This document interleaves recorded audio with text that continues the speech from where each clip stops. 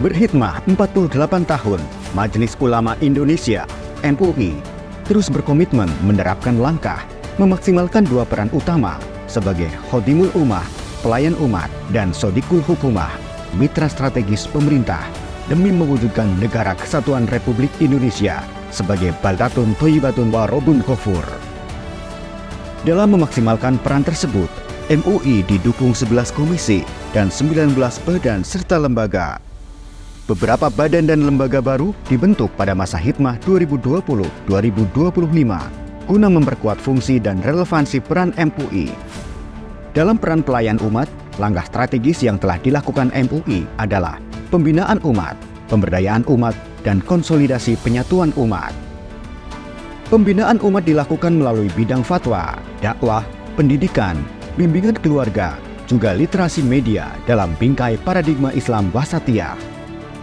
Pemberdayaan umat dilakukan melalui akselerasi arus baru ekonomi syariah dan ekosistem industri halal. Sedangkan penyatuan umat digerakkan melalui forum-forum ukhuwah untuk merespon dan memecahkan problem strategis keumatan.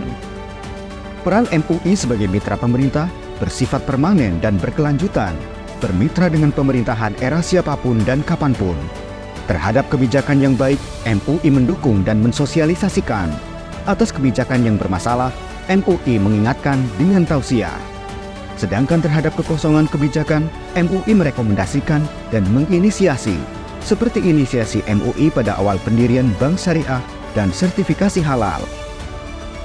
Pada situasi khusus, MUI sering menjalankan dua peran pelayan umat dan mitra pemerintah secara simultan, misalnya menyikapi dinamika politik, sosial, dan keagamaan aktual, seperti perbincangan publik seputar lembaga pendidikan agama dengan ajaran menyimpang dan dinamika tahun politik menjelang pemilu 2024.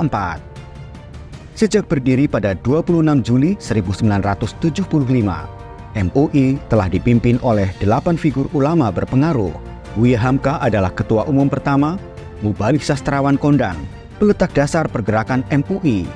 Dilanjutkan oleh Kiai Sukri Ghazali, ketua komisi fatwa pertama, ulama fakih, dinamisator awal bimbingan keagamaan melalui fatwa. Kiai Hasan Basri, 3 periode memimpin MUI, memapankan pola relasi dengan pemerintah.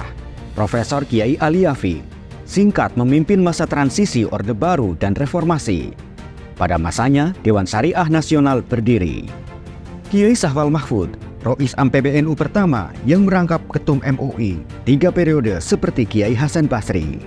Profesor Din Samsudin, pemimpin transisi seperti Kiai Ali Yafi, penggerak Kongres Umat Islam Indonesia, penggulir paradigma Islam Wasatiyah. Profesor Kiai Ma'ruf Amin, ikon fatwa MUI terkini, penggerak arus baru ekonomi syariah. Kiai Miftahul Ahyar, ulama teduh, pendingin ketegangan politik pasca Pilpres 2019 yang memanas. Derap langkah 48 tahun untuk umat dan bangsa, memperkokoh persatuan dalam bingkai keragaman menuju Indonesia yang lebih sejahtera dan bermartabat.